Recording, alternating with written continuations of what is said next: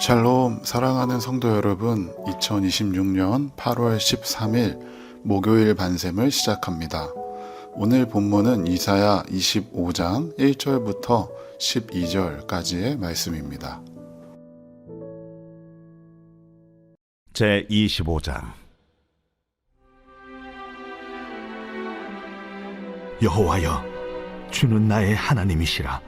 내가 주를 높이고 주의 이름을 찬송하오리니 주는 기사를 옛적에 정하신 뜻대로 성실함과 진실함으로 행하셨습니다. 주께서 성읍을 돌무더기로 만드시며 견고한 성읍을 황폐하게 하시며 외인의 궁성을 성읍이 되지 못하게 하사 영원히 건설되지 못하게 하셨으므로 강한 민족이 주를 영화롭게 하며 포악한 나라들의 성읍이 주를 경외하리이다.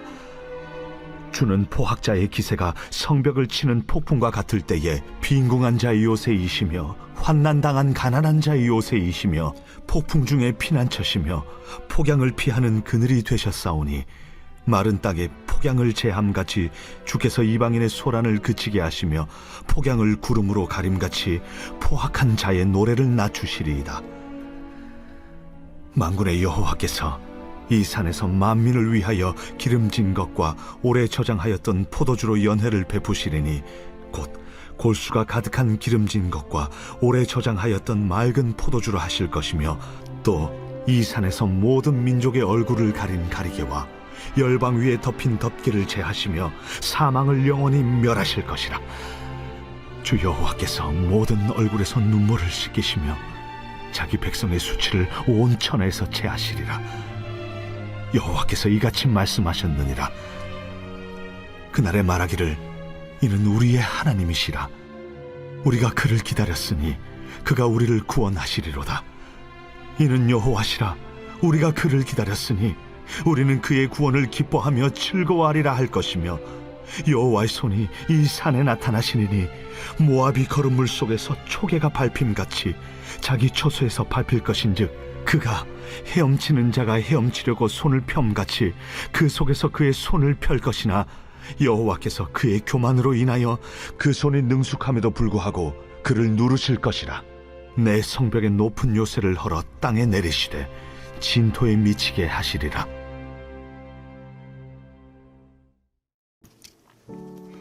오늘은 만민을 위한 기쁨의 잔치라는 제목으로 함께 말씀 나누겠습니다.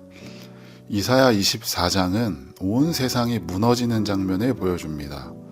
땅이 황폐해지고 성읍이 무너지고 사람들의 즐거움이 사라집니다.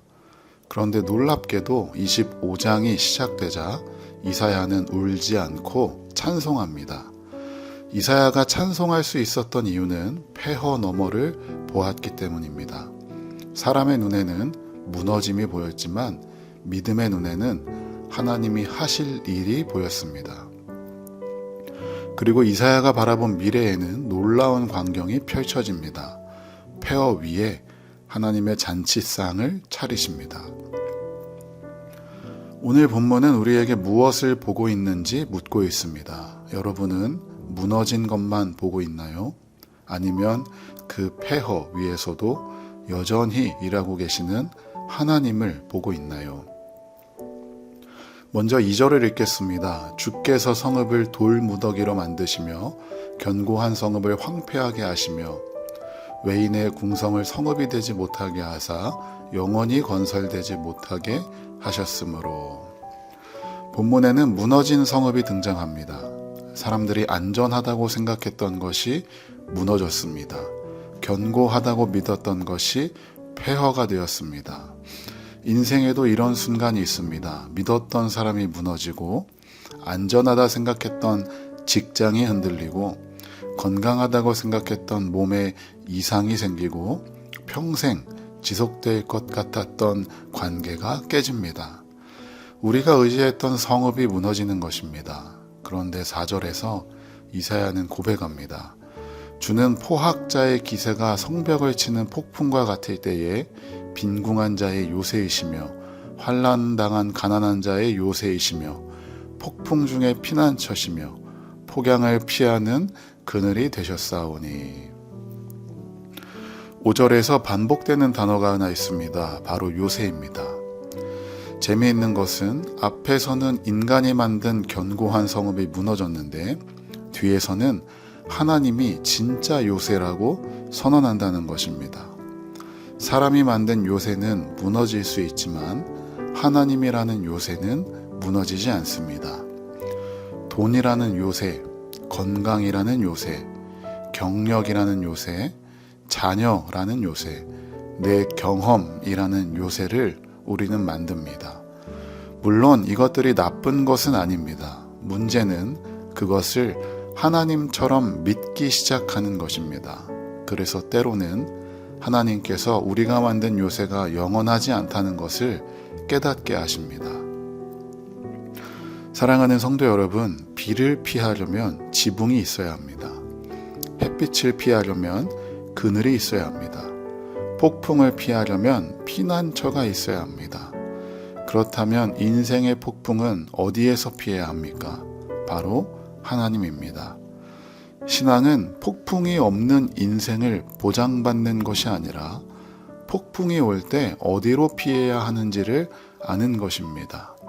지금 인생에 폭풍이 불고 있다면 폭풍만 바라보지 마십시오. 폭풍보다 크신 피난처가 있습니다. 6절부터는 분위기가 바뀝니다. 만군의 여호와께서 이 산에서 만민을 위하여 기름진 것과 오래 저장하였던 포도주로 연회를 베푸시니 곧 골수가 가득한 기름진 것과 오래 저장하였던 맑은 포도주로 하실 것이며. 앞에는 폐허였습니다. 그런데 갑자기 잔치가 시작됩니다. 더 놀라운 것은 이 잔치가 특정한 사람만을 위한 것이 아니라는 것입니다. 만민을 위한 잔치입니다. 하나님께서 준비하신 구원의 식탁에 사람들이 초대됩니다. 그런데 잔치보다 더 놀라운 일이 7절과 8절에 등장합니다. 8절에서 사망을 영원히 멸하실 것이라고 하십니다. 더 나아가 여호와께서 모든 얼굴에서 눈물을 씻기신다는 표현이 있습니다. 하나님은 눈물을 그치게 하신다고 하지 않습니다. 씻어주신다고 말씀합니다. 하나님은 우리의 눈물을 구경하시는 분이 아니라 우리 가까이 오셔서 우리의 얼굴에 흐르는 눈물을 닦아주시는 하나님입니다. 성도의 눈물에는 세상 사람의 눈물과 다른 것이 하나 있습니다. 마지막 눈물이 있다는 것입니다. 언젠가 마지막으로 우는 날이 옵니다. 그날 이후에는 더 이상 울지 않습니다. 하나님께서 눈물을 닦아주실 것이기 때문입니다. 지금 우리가 흘리는 눈물이 마지막 이야기가 아닙니다. 우리의 마지막 장면은 잔치가 될 것입니다. 9절을 읽겠습니다. 그날에 말하기를 이는 우리의 하나님이시라. 우리가 그를 기다렸으니 그가 우리를 구원하시리로다. 이는 여호와시라. 우리가 그를 기다렸으니 우리는 그의 구원을 기뻐하며 즐거워하리라 할 것이며. 여기서 매우 중요한 단어가 등장합니다. 기다렸으니. 단순히 아무것도 하지 않고 시간을 보내는 기다림이 아닙니다. 하나님께 소망을 두고 하나님을 기대하며 하나님의 때를 신뢰하는 기다림입니다. 믿음은 하나님께서 내가 원하는 시간에 움직이시는 것을 보는 것이 아닙니다. 하나님께서 아직 움직이지 않으시는 것처럼 보여도 그분을 신뢰하는 것입니다. 9절은 다시 말합니다. 우리가 그를 기다렸으니 그가 우리를 구원하시리로다. 그리고 기다림의 끝에는 기쁨과 즐거움이 찾아옵니다. 사랑하는 성도 여러분, 이사야 24장의 황폐함 뒤에는 이사야 25장의 잔치가 기다리고 있습니다. 폭풍 뒤에는 피난처가 있습니다. 눈물 뒤에는 위로가 있습니다. 기다림 뒤에는 구원이 있습니다. 죽음 뒤에는 부활이 있고 폐허 뒤에는 하나님의 잔치가 있습니다. 그래서 우리는 아직 끝났다고 말하지 않습니다.